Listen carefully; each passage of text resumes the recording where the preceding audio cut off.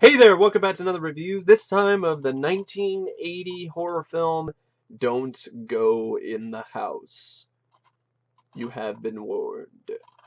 Don't Go in the House is a film that I saw years ago on VHS. I remember not minding it, and it's a movie that is the center of a in-joke that I have with my good friends Matt and Effrey.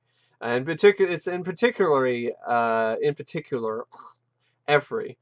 And because I did a VHS update years ago, and I think I showed this film, and I knew he didn't have a good experience with Maniac because he actually he had a date, and they saw Maniac together, and he didn't get any that night because of Maniac. So it was kind of it was an in joke of mine, something that came to my head while I was talking about Don't Go in the House, and I was like. I leaned it into the camera and I said, Effrey, don't watch this movie. And that's the, and it's something that stood the test of time. And anytime I think about this movie, I think of that little in joke. So I can't talk about this film without talking about that. And Effrey, if you're watching, yeah, take my advice. Don't watch this movie. But anyway, unless you want to, because I actually think it's actually pretty good for what it is. Don't Go in the House is a really low budget horror psychological drama in some ways. It has more in common with something like Christmas Evil than it does with a slasher film. And I think that's kind of where this film some people turn on it because I guess they're expecting it to be a body count slasher movie, and that's not what it is. So it's not something that they enjoy or particularly find that entertaining. But that's not what this movie is. So I'm not going to condemn the film for not being a popcorn horror movie. Sometimes I like watching these disturbing, dark, twisted tales, and Don't Go in the House is definitely one of those movies. It's a very unnerving film. It gets under your skin. It does something that a horror film of this type is supposed to do. It's supposed to unsettle you. It's supposed to make you feel uncomfortable. It's more genuinely scary than a lot of the horror films I've seen today, because just the concept alone of this guy who's been abused, but he was abused by his mother when he was a kid, so severely that his mother actually burned him. And every time he did something bad because she was trying to burn the evil out of him. So this kid grew up to be a man, and he carried with him these horrible scars. And these weren't just physical scars, of course, these were psychological and emotional scars. So it was kind of this killer, you kind of felt bad for him in some respects. But at the same time, once he starts burning women alive, then, any compassion goes out the window. But at first, you definitely, there are some, it's a tragic tale. It really is. It's sad. And it's very compelling in that regard, I thought. I thought it was a compelling film for the most part, and it's not very long. It's only like 84 minutes or something. It's 82 minutes long, and that's including the end credits. So without the end credits, maybe about 80 minutes. It's an hour and 20 minutes. It goes by pretty quick, and I think you could do a lot worse than this, and honestly, I think it's fairly underrated for what it is. I wouldn't say it's a great film. It has too many problems for me to say that it's a great movie, namely the pacing, some of the performances by the cast. The lead, Dan Grimaldi, I thought did a solid job as Donnie Kohler, but he was kind of uneven. At times he was really good, but then other times he was stiff. This is his first acting role, so it's kind of a bit too much to ask for him to be amazing with his first role on film. But you know, I've definitely seen worse, and from first-time actors, and I thought it was an effective performance. It was adequate. It just wasn't consistently great. There were some great moments, but it wasn't consistently great. it also has like, for some reason, it decides to have a disco soundtrack. And I mean, come on. You have a movie about that. One of its taglines is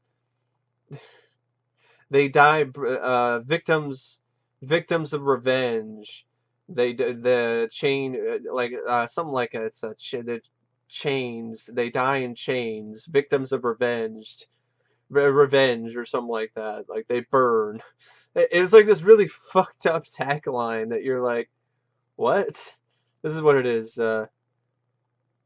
In a steel room built for revenge, they die burning in chains. It was like, whoa, man, that's intense.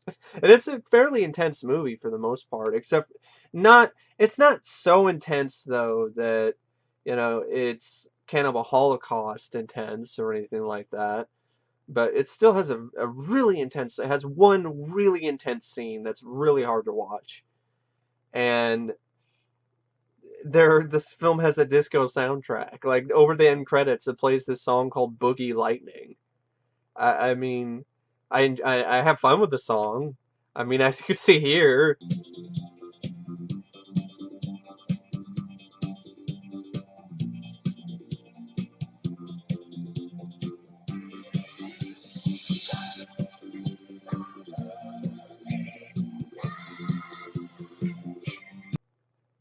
But I mean, it's not really a song that I would probably say is appropriate for this movie.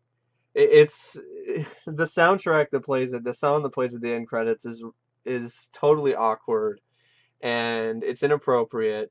And it's right up there with other inappropriate end credit song choices, like in the end of Pet Sematary when you have this bleak ending, and then you have "I don't want to be living in a pet cemetery. I don't want to live my life again." You're just like, dee, dee, dee, dee, dee. And this one is all like, it's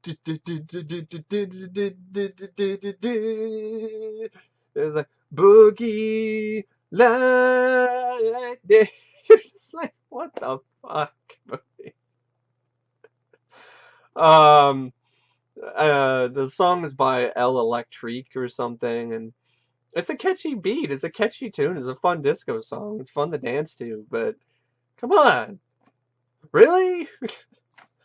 Uh, I just had to throw that out there because, and there's more than one disco song in this too, because there's another song that Donnie likes to listen to.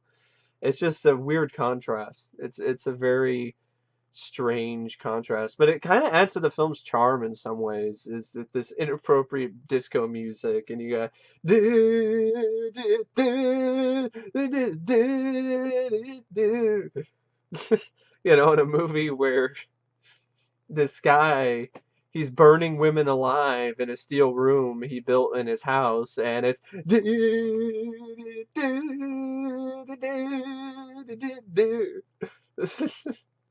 uh, anyway, the film has a screenplay by Ellen Hamill, Joe Masefield, and Joseph Ellison, and those three, they did a pretty good job with the screenplay. I mean, it's not the greatest script ever made, but for a film of this caliber and of this type, I thought there was enough different touches there to separate it from some of the other films of its ilk.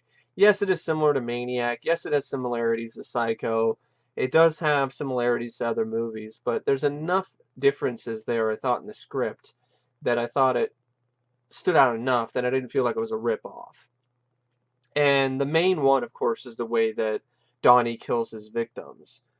I haven't really seen a film since that does this type of death, where he burns his victims alive. And in particular, there's a really, really gruesome scene where he ties this woman up naked, and he pours gasoline on her and lights her on fire with a flamethrower. And this scene is shot in unflinching fashion, and it's forever burned in my memory now. It is such a shocking and horrifying sequence. And some people might say it's a bit too much, But I think for this type of movie, I think it's fitting. It really does make you loathe the lead. It really does make you, it puts you on edge. And the effect was phenomenal. I really want to know how they did that. I don't know how they did that. It looked real. It was so, the effect was so great. It looked like he literally burned some woman on fire. He lit her on fire. He burned her alive. And it was just like, wow, how did they do this? And they used a lot of real fire stunts in this movie. Yeah, near the end, during the climax, when Donnie is surrounded by a wall of fire, that was real fire. And Donnie, for the most part, the actor, Dan Grimaldi, was dressed in a asbestos suit and was just right there in the middle of it. So there's a certain authenticity that this film has. $250,000 budget, very low budget, but it actually did a lot of things with that low budget. It did more things with this $250,000 budget than I've seen horror films that, have triple or quadruple the budget that this had do. And I mean, that's pretty impressive for a film that only has $250,000, has some pretty effective makeup effects at times, some good visual effects. They do a good job with the fire effects. Has some decent production values. I thought the film, for the most part, looked fairly cinematic. It didn't look like a cheap movie to me. It had a cinematic quality to it. And that's in large part due to the directing by Joseph Ellison, who, of course, he didn't really do much after this. He did like some movie called Joey, which is about some kid who, he's an 80s kid who wants to become a rocker, or he loves rock music, so he rebels against his parents. I haven't seen it, but that's what I read about. It's not really much of anything. And if I mentioned it earlier, I'm sorry. But I mean, really, I can't help but wonder what Joseph Ellison could have done if he had another chance to direct a film like this. And it stars Dan Grimaldi as Donnie, and he got this role because he was in a play. He was in a play called Mama's Little Angels. It was an off-Broadway play. He was the lead in that play, and the director and the producers came to see the play several times, and they ended up asking him if he was interested in doing their picture. So he didn't even have to audition for the role. He just got it because the producers and the director, they liked him. They liked his performance in the play, and they wanted him in their movie. The film also features a score by Richard Einhorn, and I thought the score was pretty good. I thought it was a pretty solid, not necessarily spectacular score, but I thought it was effective. It added to the mood and atmosphere of the movie, and that's what you want a score to do. Nothing particularly memorable, but it definitely did add something to the film. It wasn't completely pointless. It wasn't a pointless score. It added something to the movie. It made certain sequences even more intense than they already were. The cinematography by Oliver Wood, especially in certain shots of the house at night, was actually I thought was I thought it was splendid for a film like this. It's a very dark, dingy, disturbing movie, but I thought the cinematographer knew how to set up his shots well. And so that's what kind of added to this film's cinematic qualities, because of the cinematography and the directing by Joseph Ellison. I know some people say, like, what do you mean by cinematic quality? It's a movie. Well, I've seen a lot of shot-on shitio movies that don't have cinematic quality to them. They don't feel like a movie. They feel like a shot-on video film. And this definitely doesn't look like that. I've even seen movies that were had a small budget like this has, and they don't look cinematic either. What I mean is cinematic is a film that when you see it, it creates visuals that in a way that only a film can provide. Not a video, not shot on video, not any of that. Only a film can provide, and a director who is deft with his abilities, handles things well, and knows what he's doing. And Joseph Ellison knows what he's doing, and it shows. Even though this really wasn't, he really didn't have much experience directing before this, but for first time, I thought he did a really good job. And it's also edited by Jane Curson, who I got to give her props too. The film, it's tightly wound. It does have some pacing issues, but I think that's more because of the script, and because there's only so much you can do with this plot line. And but I thought for the most part the editing was really good, especially in scenes where it's flashing back and forth from his memories from when he's a child and to the present, and the editing in the dream sequence I thought was pretty good. So the plot is pretty straightforward. There's another thing I kind of liked about it is here you have Donnie, who is obsessed with fire and human combustion. This is an obsession, like I said earlier. It stems from severe abuse that he suffered at the hands of his mother, who would actually hold his bare arms over a gas stove in an effort to burn the evil out of him. Yeah, it's some pretty heavy stuff. And when his mother dies, he sets out to avenge himself on every woman who bears a resemblance to her with the aid of steel chains, a flamethrower, and a steel-paneled bedroom crematorium. That was a really unique idea. That's the selling point for this film. It's a unique concept. The original title for this movie was The Burning, but of course that they didn't go with that, and they went with Don't Go in the House instead. And then a year later, then you had the actual Burning. So I thought it was kind of interesting that this was called The Burning before The Burning. And out of the two, I would probably I like The Burning. I haven't watched it in a while though, but I remember liking this a bit more. But I'd have to watch The Burning again before I could really say for sure which one I liked better. So yeah, and with a low budget, they did a great job building this steel-paneled crematorium. It looked pretty real for the most part, and apparently it was freezing in there. And it was so cold in the house that Dan and the crew were shooting in, that Dan he his performance suffered because of how freezing it was in the house.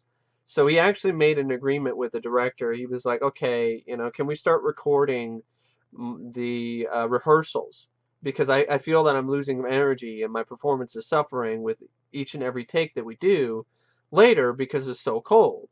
And the director did that, and that's another thing that adds to this film's quality, to these seemingly high production values for such a low budget film, is because of that interesting and a fairly effective trick that the director decided to do thanks to the advice of his star, Dan Grimaldi. Now, Donnie's first victim is a lovely woman named Kathy Jordan. She's played by Joanna Bruchet. This actress didn't really go on to do much later, and I guess it wasn't really her calling, but my lovely woman, I really mean it. She's a very beautiful woman, and that's what makes this scene when she gets burned alive all the more, and just it makes it all the more sickening.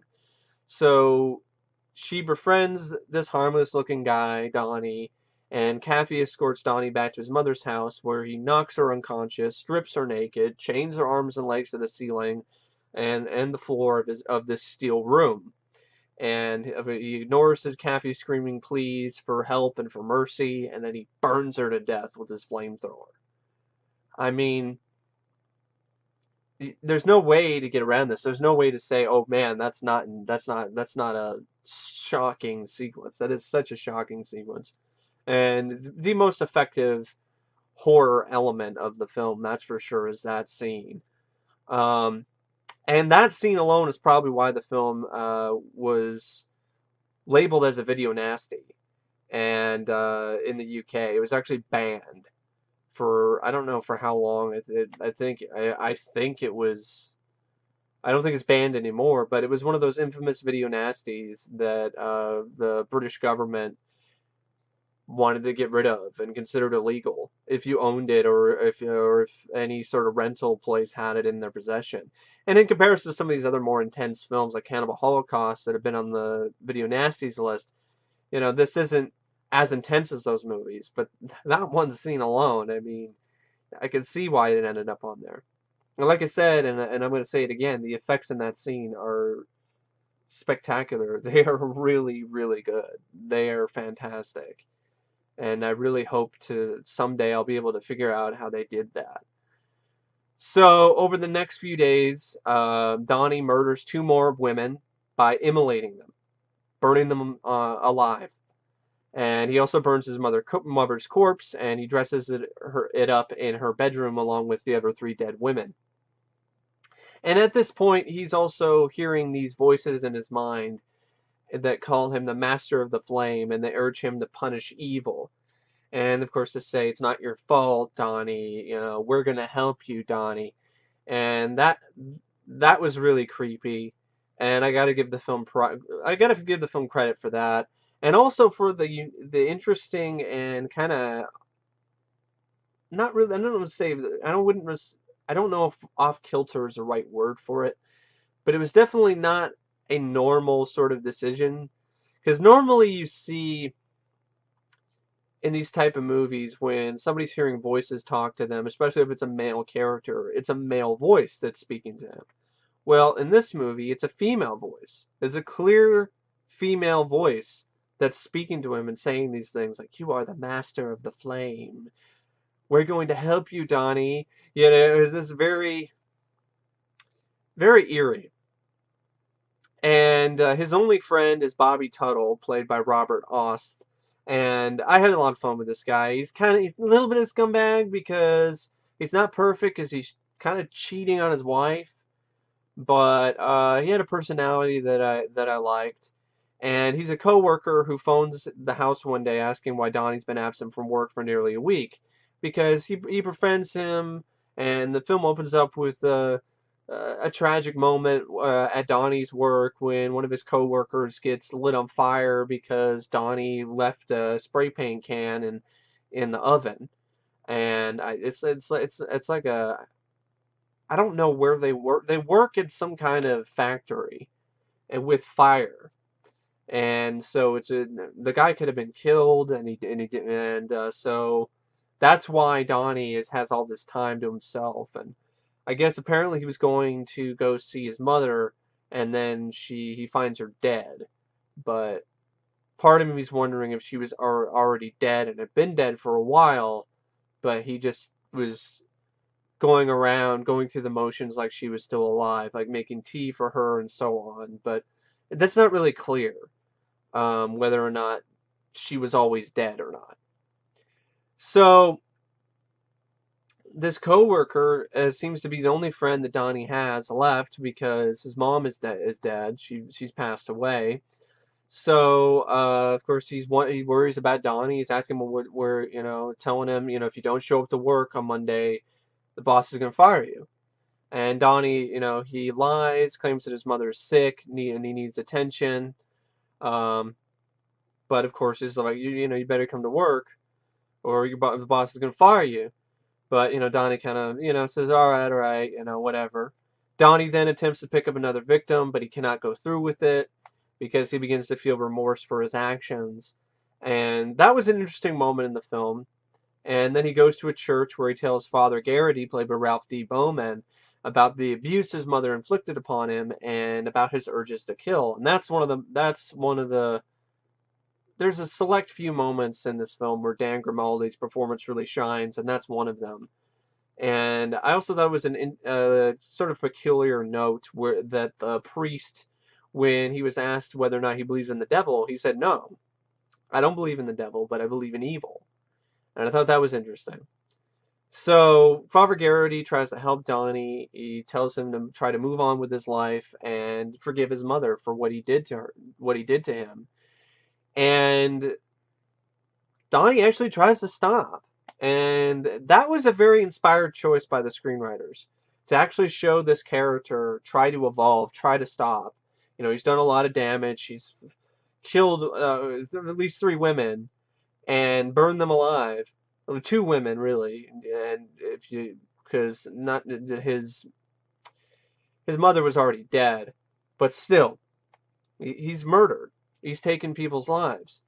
But it shows you that maybe, it shows you that this guy might actually know the difference between right and wrong, might actually have some sort of soul or compassion for things, but the years and years of abuse have just tore it out of him and made it really hard for him to actually care about other people and about humanity and about women as a whole. And if you think about it, I mean, everything that he went through, I mean, if the only woman in his life was his mother and she's like burning him, I mean, you could kind of see why he grew up into this character, into this person that just hates women.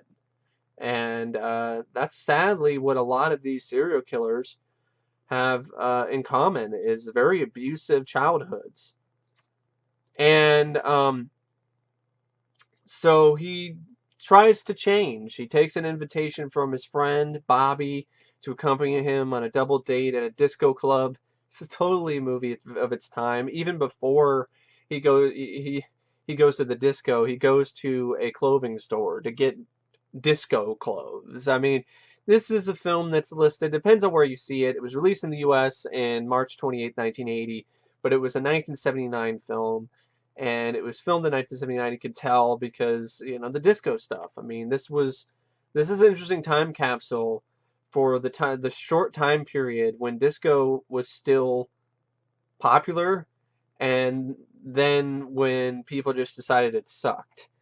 I mean, nobody who was in the disco, into disco, or any of the artists that were, doing disco, really thought that it was going to bomb as badly. They never thought it was going to end. The record sales kind of showed that, and then all of a sudden, just like that, the American public just decided disco sucked. And the 80s went in a totally new direction when it comes to music and fashion. It's honestly kind of interesting.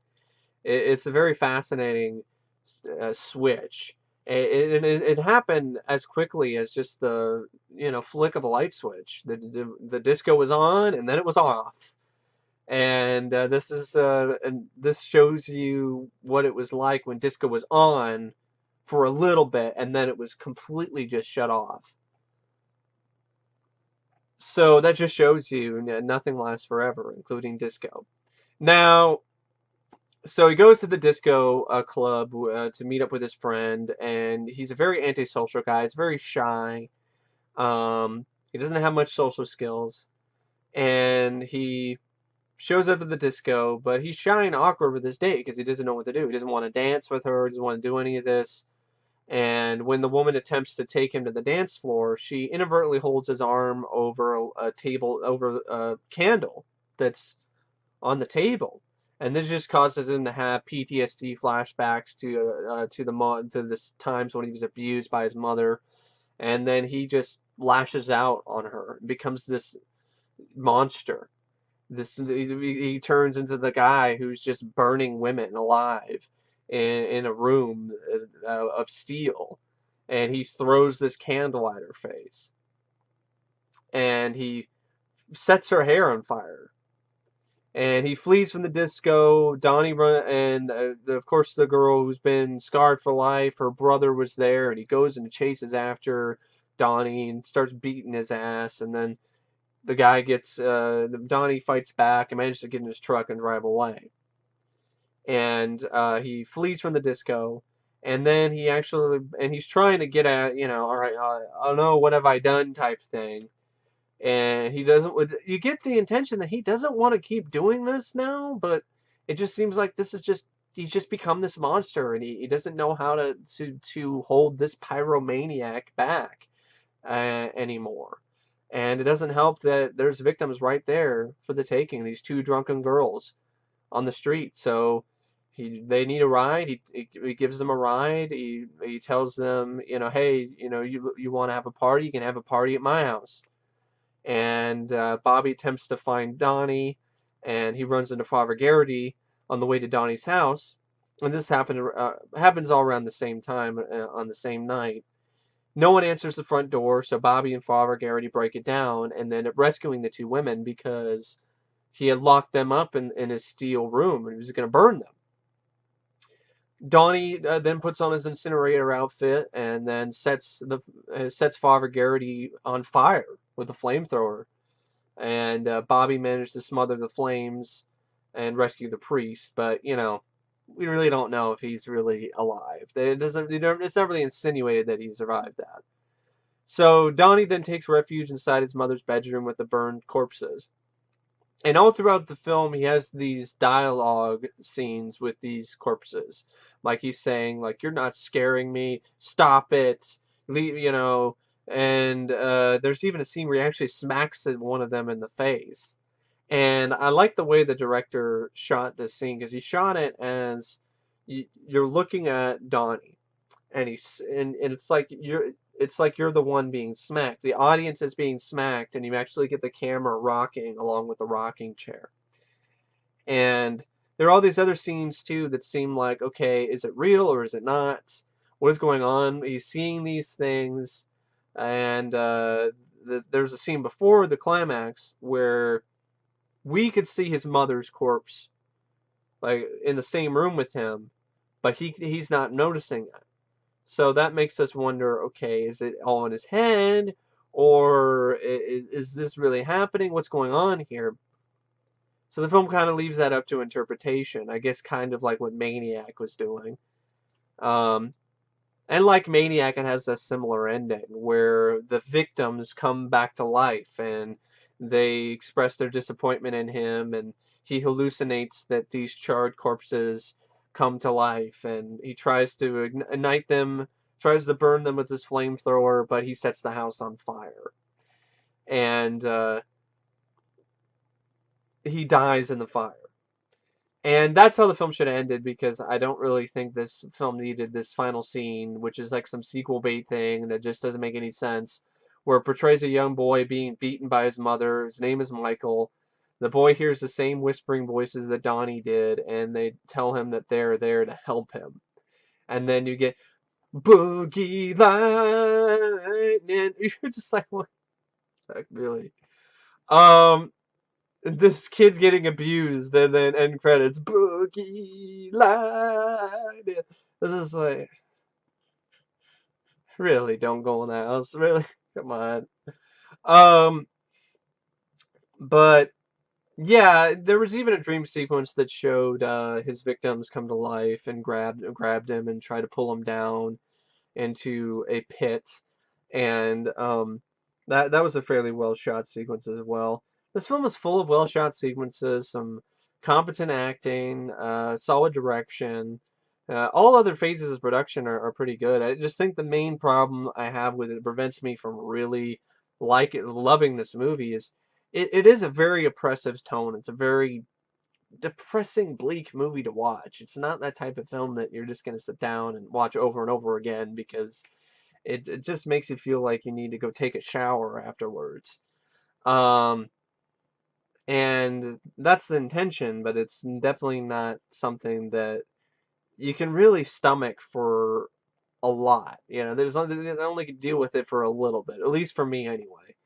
And at times this tone just gets a bit too oppressive, and then the film and then it has this slow pace, and then kind of just meanders around, and then builds up to its climax, and then it's kind of confusing, because it's like, did these corpses come to life and kill him, or is he hallucinating? We really don't know for sure. But overall, I liked it. I liked Don't Go in the House. I wouldn't say it's an instant classic or it's a great film, but I think it's a good movie. I think it's a good film, and yeah, I mean, out of the two Don't films I've watched from 1980, I would definitely say that this is the better one of the two. This DVD, this is the uncut version. This is by Shriek Show. It includes a pretty good transfer of the film. For such a film, for a film that's so old, it looks pretty good. I thought it looked great, actually, the transfer of this on my Blu-ray player. It has a nice little interview with Dan Grimaldi, and who played Donnie in the film, and also a commentary track with him, but I didn't really listen to that, as well as trailers, and that's really it about in terms of the features. Apparently, the house in the film, which is a really wonderful setting, it's creepy on its own. It is now a museum, and it's the museum headquarters for the Atlantic Highlands Historical Society in New Jersey. It was falling into disrepair at the time of the filming, which, when the director really did a great job shooting this house, and it was a really nice looking house, but it absolutely was in bad shape when they shot this film.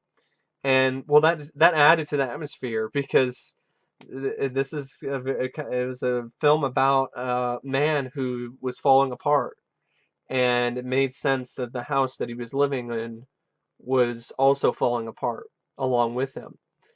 And shortly after 1980, the town actually condemned it, and they slated it for demolition. And that's when the local historical society took action and purchased the property. It is now called the Strauss Mansion Museum, named for Adolf Strauss, who had had the house built in 1893. So there are exhibits in every room, a bunch of different stuff ranging from local history to Victorian displays. The restoration work is still ongoing because it needs massive amounts of money in order to restore this house. So through donations, it's been able to do some of these restorations. Some rooms are unrecognizable though from the movie, but while others maybe not because of display cases. So, and the society usually shows the film in the house in October as part of their month of Halloween events. So, if you live somewhere in Highlands, New Jersey, you might be able to check this movie out, or you might have already been able to check it out. It's the location is open every Saturday and Sunday from 1 to 4 p.m. and admission is free. So, get yourself a little free showing of Don't Go in the House. Apparently, this is also a film that Quentin Tarantino was also a big fan of. And I think that's nice. I think it's nice that there's somebody in the spotlight that shines a light on this gem. I mean, something could be a gem and not be like a 5-star flick or a 4-star movie. And that's not what this film is to me. To me, it's an above average film. It's a 3.5-star flick, and it could have been a little bit more if it had a little bit more that was going on, if it showed more of the kills after the really shocking moment. The film kind of starts to it hits its peak at that moment when the woman is burned alive in the steel room, and then afterwards it peters out. It's like it starts to lose, the flame starts to die out, and I think maybe they should have saved that particular death for later in the film.